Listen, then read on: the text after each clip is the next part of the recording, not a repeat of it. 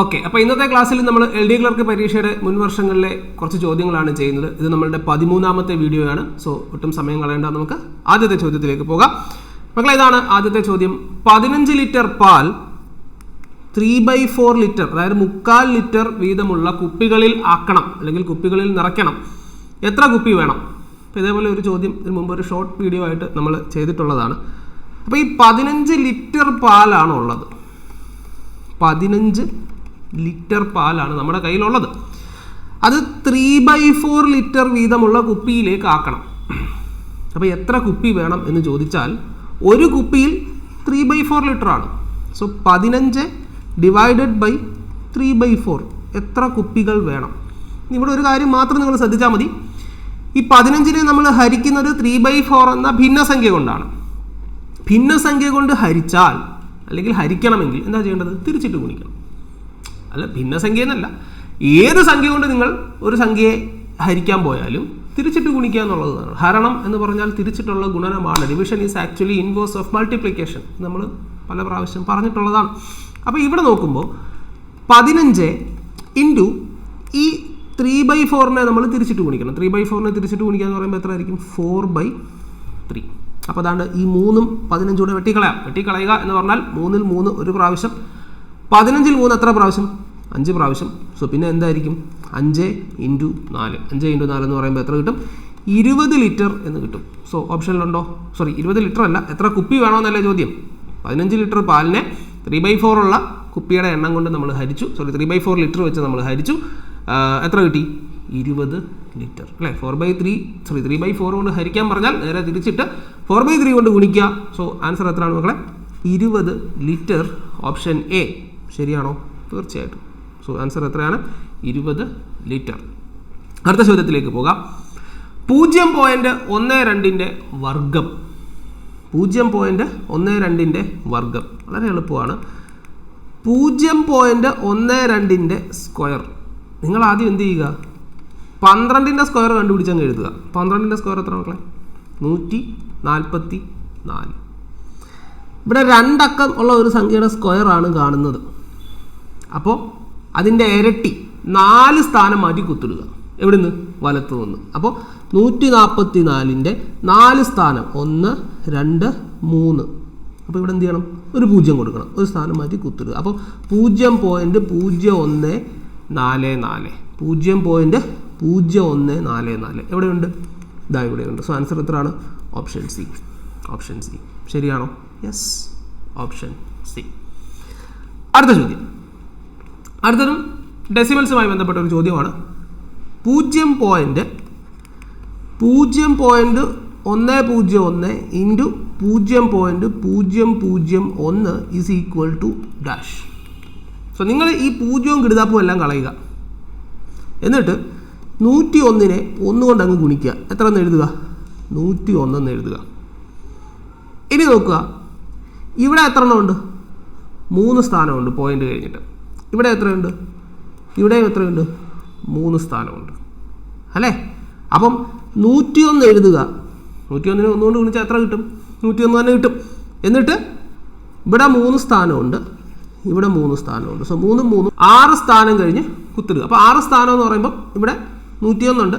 വലത്ത് നിന്ന് 6 സ്ഥാനം. 1, 2, 3, 4, 5, 6. എന്നിട്ട് ഒരു കുത്തിടുക, ഒരു 0 കൊടുക്കുക. സോ 0.301001. സോ 0 കഴിഞ്ഞ് 301001. ശ്രദ്ധിച്ച് 0 ഒക്കെ എണ്ണിക്കണം. ഇവിടെ എല്ലാവരും പറ്റുന്നതാണ്. ചിലപ്പോൾ ഈ എണ്ണുമ്പോൾ അങ്ങ് മാറിപ്പോവും. 0-ത്തിനൊക്കെ വിലയുള്ളതാണ് കേട്ടോ. പോയിന്റ് കഴിഞ്ഞ് വരുന്ന 0-കൾക്കൊക്കെ വിലയുണ്ട്. അപ്പോൾ എ, ഓപ്ഷൻ എ ശരിയാണോ? എക്സാക്ട്ലി ശരിയാണ്. അടുത്ത ചോദ്യം. ഒരു കാർ 3 മണിക്കൂർ സമയം 40 കിലോമീറ്റർ വേഗതയിലും പിന്നീടുള്ള 4 മണിക്കൂർ സമയം 50 കിലോമീറ്റർ വേഗതയിലും സഞ്ചരിച്ചാൽ കാർ ആകെ എത്ര ദൂരം സഞ്ചരിച്ചു? ഒരു കാർ 3 മണിക്കൂർ സമയം കൊണ്ട് 40 കിലോമീറ്റർ വേഗതയിലും പിന്നീടുള്ള 4 മണിക്കൂർ സമയം 50 കിലോമീറ്റർ വേഗതയിലും സഞ്ചരിച്ചാൽ കാർ ആകെ എത്ര ദൂരം സഞ്ചരിച്ചു എന്നുള്ളതാണ് ചോദ്യം. അപ്പം നമ്മളിവിടെ ചെയ്യേണ്ടത് ടൈം ആൻഡ് ഡിസ്റ്റൻസിൽ എൻ്റെ പൊന്നുമക്കളെ നമ്മൾ അറിഞ്ഞിരിക്കേണ്ട 3 കാര്യങ്ങളുണ്ട്. Distance is equal to speed into time. Speed is equal to distance by time and time is equal to distance by speed. ഈ 3 കാര്യങ്ങൾ അറിഞ്ഞിരിക്കണം. അതുപോലെ പ്രധാനപ്പെട്ട ഒരു കാര്യമുണ്ട്, ടൈമും സ്പീഡും എപ്പോഴും ഇൻവേഴ്സ് പ്രപ്പോർഷനിലായിരിക്കും. ഒന്ന് കൂടിയാൽ മറ്റൊന്ന് കുറയും. അപ്പം ഇതൊക്കെ വളരെ വിശദമായിട്ട് ടൈം ആൻഡ് ഡിസ്റ്റൻസ് എന്ന് പറയുന്ന ഒരു ക്ലാസ്സിൽ നമ്മൾ എടുത്തിട്ടുണ്ട്.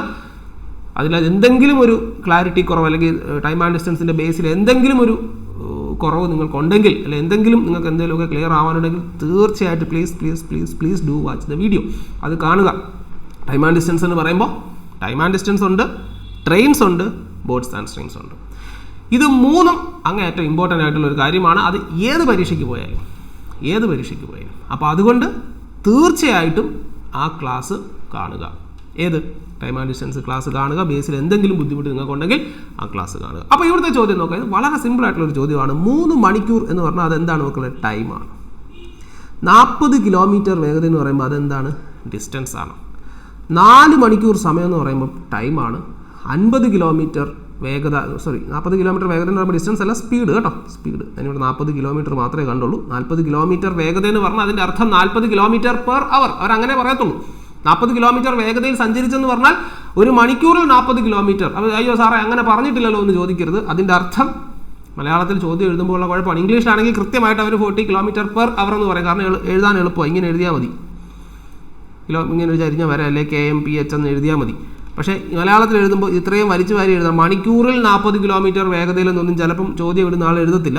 അയാൾ 40 കിലോമീറ്റർ വേഗതയിൽ നിന്ന് എഴുതും. അതിൻ്റെ അർത്ഥം മണിക്കൂറിൽ 40 കിലോമീറ്റർ പെർ അവർ എന്ന് തന്നെയാണ്. അപ്പോൾ 3 മണിക്കൂർ സമയം കൊണ്ട് 40 കിലോമീറ്റർ വേഗത, പിന്നീടുള്ള 4 മണിക്കൂർ സമയം 50 കിലോമീറ്റർ വേഗത. അപ്പം അയാളിപ്പം എയിൽ നിന്ന് ബിയിലേക്കാണ് സഞ്ചരിച്ചതെങ്കിൽ ആദ്യം ഈ ഡിസ്റ്റൻസും പിന്നെ ഈ ഡിസ്റ്റൻസും, ഇത് രണ്ടുമാണ് നമുക്ക് കണ്ടുപിടിക്കേണ്ടത്. ഇവിടെ പറഞ്ഞിരിക്കുന്ന സ്പീഡ് എത്രയാണ്? 40 കിലോമീറ്റർ. ടൈം എത്രയാണ്? 3 മണിക്കൂർ. ഇവിടെ പറഞ്ഞിരിക്കുന്ന സ്പീഡ് എത്രയാണ്? 50 കിലോമീറ്റർ. ടൈം എത്രയാണ്? പിന്നീടുള്ള 4 മണിക്കൂർ. ഓക്കെ, 4 അല്ലേ? So distance is equal to, ഇവിടുത്തെ ഡിസ്റ്റൻസ് എത്ര? 40 × 3 120 കിലോമീറ്റർ. എങ്ങനെ കിട്ടിയേ? Distance is equal to speed into time. 40 × 3 കേട്ടോ, അങ്ങനെ കിട്ടിയതേ. 40 × 3 120. ഇവിടെയോ? ഇവിടെ 50 × 4. ഇവിടുത്തെ ഡിസ്റ്റൻസ് എത്ര ആയിരിക്കും? 50 × 4. 50 × 4 എത്രയായിരിക്കും മക്കളെ? 200. സോ ടോട്ടൽ ഡിസ്റ്റൻസ് ആണ് കണ്ടുപിടിക്കണം. Total distance is equal to ആകെ എത്ര ദൂരം സഞ്ചരിച്ചു അല്ലേ? ആകെ എത്ര ദൂരം സഞ്ചരിച്ചു? ആകെ എന്ന് പറയുമ്പോൾ ഈ 200ഉം ഈ 120, 120 + 200 ഈസ് ഈക്വൽ ടു 320. എന്തുവാ? ഓപ്ഷനിൽ നോക്കിക്കുക, മീറ്ററും ഉണ്ട് കിലോമീറ്ററും ഉണ്ട്. ഇതൊക്കെയാണ് നമ്മളെ തെറ്റിക്കുന്ന കാര്യങ്ങൾ. PSC പരീക്ഷ എന്ന് പറയുമ്പോൾ ഓപ്ഷൻ കറപ്പിച്ച് കഴിഞ്ഞാൽ ഒന്നും ചെയ്യാൻ പറ്റത്തില്ല. ബാങ്ക് ഓൺലൈൻ എക്സാം ആണെങ്കിൽ നിങ്ങൾക്ക് അത് വീണ്ടും എഡിറ്റ് ചെയ്യാൻ പറ്റും. ഇവിടെ ആ ഒരു ഓപ്ഷൻ നിങ്ങൾക്കില്ല. കറപ്പിച്ച് കഴിഞ്ഞാൽ തീർന്നു. അപ്പോൾ അതുകൊണ്ട് പല പ്രാവശ്യം ആലോചിച്ചിട്ട് വേണം കറപ്പിക്കാൻ. എന്താണ് 320? എന്തുവാ 320? എന്തുവാ? ഇത് കിലോമീറ്റർ അല്ലേ? കാരണം സ്പീഡ് കിലോമീറ്റർ പെർ അവറിലും ടൈം അവറിലുമാണ്. കിലോമീറ്റർ പെർ അവറിനെ അവർ കൊണ്ട് മൾട്ടിപ്ലൈ ചെയ്താൽ കിട്ടുന്നത് കിലോമീറ്റർ ആണ്, 120 കിലോമീറ്റർ. ഇവിടെയും സ്പീഡ് കിലോമീറ്റർ പെർ അവറിലും അവർ ടൈമിലുമാണ്. കിലോമീറ്റർ പെർ അവറിനെ ടൈം അവർ കൊണ്ട് മൾട്ടിപ്ലൈ ചെയ്താൽ കിട്ടുന്നത് എന്താണ്? കിലോമീറ്റർ ആണ്. അപ്പോൾ 200 കിലോമീറ്ററും 120 കിലോമീറ്റർ രണ്ടുകൂടെ കൂട്ടുമ്പോൾ 320 കിലോമീറ്റർ. അങ്ങനെ തന്നെ വേണം എഴുതാൻ. അല്ലാതെ 320 മീറ്റർ കൊണ്ട് കറപ്പിച്ച് വെക്കരുത്. ഓപ്ഷൻ എ മീറ്റർ ആണ്, അതല്ല. ഓപ്ഷൻ ബി ആണ് നമ്മുടെ ആൻസർ, 320 കിലോമീറ്റർ. അങ്ങനെ തന്നെ എഴുതണം. So answer option B 320 kilometre. അങ്ങനെ തന്നെ എഴുതുക. So answer 320 kilometre. അടുത്ത ചോദ്യം. മനുവിന് 16 ലിറ്ററും അമലിന് 20 ലിറ്ററും വെളിച്ചെണ്ണ വേണം. കടയുടമ റഹീമിൻ്റെ കയ്യിൽ എല്ലാ അളവുകളും അളക്കാൻ കഴിയുന്ന പാത്രങ്ങളുണ്ട്. 2 പേർക്കും അളന്നു നൽകാൻ കഴിയുന്ന ഏറ്റവും വലിയ പാത്രത്തിൻ്റെ അളവ്. അതായത് ഈ മനു എന്ന് പറയുന്നവന് 16 ലിറ്ററും പിന്നെ ആരാണ്? അമലിന് 20 ലിറ്ററും വേണം. അപ്പം ഇത് അളന്നു കൊടുക്കുന്ന പാത്രം, അപ്പം ഏതെങ്കിലും ഒരു പാത്രത്തിൽ അളന്നങ്ങ് കൊടുത്താൽ പോരെ? പറ്റില്ല. അതൊന്നും ചോദ്യത്തിൽ അവർ വ്യക്തമായിട്ട് പറഞ്ഞു തരണമെന്നില്ല. ചോദ്യത്തിൽ പറഞ്ഞേക്കുന്നതിൻ്റെ അർത്ഥം ഇതാണ്: മനുവിന് കൊടുക്കുന്ന 16 ലിറ്റർ, ഈ 16 ലിറ്റർ മനുവിന് കൊടുക്കുന്നു എന്ന് പറയുമ്പം കൃത്യമായിട്ട് അളന്നു കൊടുക്കണം. എങ്ങനെ? അതായത് ഇപ്പം വലിയൊരു പാത്രത്തിൽ എണ്ണ ഇരിക്കാമെന്ന് വിചാരിച്ചു. ഇതാണ് ഏക്ക് ബെടാ പാത്രം, ഇതിനകത്തിൽ എണ്ണ ഇരിക്കുക. അപ്പം ഇത് മനുവിൻ്റെ പാത്രവും ഇത് അമലിൻ്റെ പാത്രവും. ഇത് മനു, ഇത് അമൽ. അപ്പം ഈ പാത്രത്തിൽ നിന്ന് ഇതിലോട്ട് കോരി ഒഴിക്കണം, അതുപോലെ ഈ പാത്രത്തിൽ നിന്ന് തന്നെ ഇതിലോട്ടും കോരി ഒഴിക്കണം. രണ്ടിനും ഒരു പാത്രമേ എടുക്കാവൂ. ആ മനുവിന് കൊടുക്കുന്ന അതേ പാത്രം കൊണ്ട് തന്നെ വേണം അമലിനും കൊടുക്കാൻ. പക്ഷേ കൃത്യമായ പ്രാവശ്യം കോരി ഒഴിക്കാൻ പറ്റണം. ഇപ്പം 5 ലിറ്റർ എടുത്തെന്ന് വിചാരിച്ചു, 5 ലിറ്റർ അമലിന് കൊടുക്കാം. കാരണം എന്താ, 5 ലിറ്ററുള്ള പാത്രത്തിൽ 4 പ്രാവശ്യം കോരുമ്പോൾ 5 × 4 20. പക്ഷേ ഇവന് പറ്റത്തില്ല. കാരണം എന്താ, 5 × 3 15, പിന്നെ 1 ലിറ്റർ കൂടെ വേണം. അപ്പോൾ ചോദിക്കും, സാറേ 5 ലിറ്ററിൻ്റെ പാത്രം കയ്യിലിരിക്കുകയല്ലേ, അതുകൊണ്ട് 1 ലിറ്റർ എടുത്ത് ഒഴിച്ചുകൂടെ? ഒഴിക്കാം, പക്ഷേ ഇവിടെ പറ്റത്തില്ല. കൃത്യമായിട്ട്, അതായത് 16നെ കൃത്യം, അതായത് എത്രയോ പ്രാവശ്യം കോരുമ്പം കൃത്യം 16 വരണം. 1 ലിറ്ററിൻ്റെ പാത്രം എടുത്താൽ മതി. സാറേ എന്ത് എളുപ്പമാണ്, 1 ലിറ്ററിൻ്റെ പാത്രം എടുത്താൽ പോരെ, മതി. ഇവിടെ 16 പ്രാവശ്യം കോരണം, അവിടെ 20 പ്രാവശ്യം കോരണം. 2 ലിറ്ററിൻ്റെ പാത്രം എടുക്കാമല്ലോ, എടുക്കാം. 2 ലിറ്ററിൻ്റെ പാത്രം എടുക്കാം. മനുവിന് 8 പ്രാവശ്യം കോരി കൊടുക്കാം, അമലിന് 10 പ്രാവശ്യം കോരി കൊടുക്കാം. പക്ഷേ ചോദ്യം എന്തുവാ, 2 പേർക്കും അളന്ന് നൽകാൻ കഴിയുന്ന ഏറ്റവും വലിയ പാത്രത്തിൻ്റെ അളവ്, 2 പേർക്കും അളന്ന് നൽകാൻ കഴിയുന്ന ഏറ്റവും വലിയ പാത്രത്തിൻ്റെ അളവ് എത്ര എന്നാണ് ചോദ്യം. അപ്പോൾ 2 പേർക്കും അളന്ന് നൽകാൻ കഴിയുന്ന ഏറ്റവും വലിയ പാത്രത്തിൻ്റെ അളവെന്ന് പറയുമ്പോൾ നമ്മൾ എന്ത് ചെയ്യണം, നമ്മൾ അവിടെ എന്താ ചെയ്യേണ്ടത്, ഈ 2നെയും ഹരിക്കാൻ പറ്റുന്നതായിരിക്കണം. അപ്പോൾ ഒരു പാത്രം തന്നെ വേണം, പക്ഷെ ഇഷ്ടം വരരുത്. അപ്പോൾ 16ൻ്റെ ഫാക്ടർ ആയിരിക്കണം, 20ൻ്റെ ഫാക്ടർ ആയിരിക്കണം, 2ൻ്റെയും ഫാക്ടർ ആയിരിക്കുമ്പോൾ കോമൺ ഫാക്ടർ ആയിരിക്കണം. ആ കോമൺ ഫാക്ടറിൽ ഏറ്റവും വലിയവനായിരിക്കണം. കാരണം എന്തുവാ, ഏറ്റവും വലിയ പാത്രം. സോ ഇവരുടെ 2 പേരുടെയും കോമൺ ഫാക്ടർ ഏതെങ്കിലും പോരാ, 1, 2 ഒന്നും പോരാ, ഏറ്റവും വലുത് തന്നെ വേണം. സോ കോമൺ ഫാക്ടറിൽ ഏറ്റവും വലുത് HCF. 16നെയും 20നെയും ഹരിക്കാൻ പറ്റുന്ന ഏറ്റവും വലിയ സംഖ്യ എന്ന് പറഞ്ഞാൽ ഏതാണ്, 4 ആണ്. അപ്പം 4 ലിറ്ററിൻ്റെ പാത്രം എടുത്താൽ പെട്ടെന്ന് പണി തീരും, ശരിയല്ലേ? ഇവന് 4 പ്രാവശ്യം, മറ്റവൻ 5 പ്രാവശ്യം.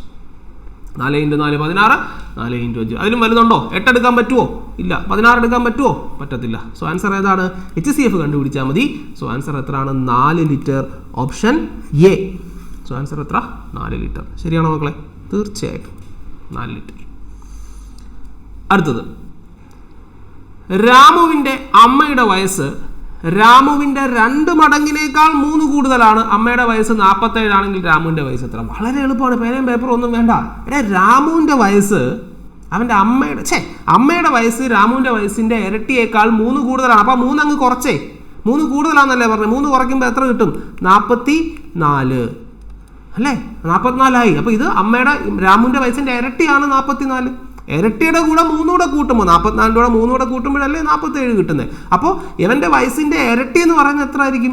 44 ആയിരിക്കും. സോ 44. അപ്പോൾ ഇവൻ്റെ വയസ്സ് എത്ര ആയിരിക്കും? വയസ്സിൻ്റെ ഇരട്ടിയാണ് 44. അപ്പോൾ വയസ്സ് എത്ര ആയിരിക്കും? 22. ഇതാ കിടക്കുന്നു. Very simple.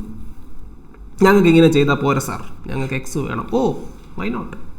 എക്സ് ഉപയോഗിച്ച് ചെയ്യുന്നതുകൊണ്ട് യാതൊരു തെറ്റുമില്ല, ഒരു കുഴപ്പമില്ല.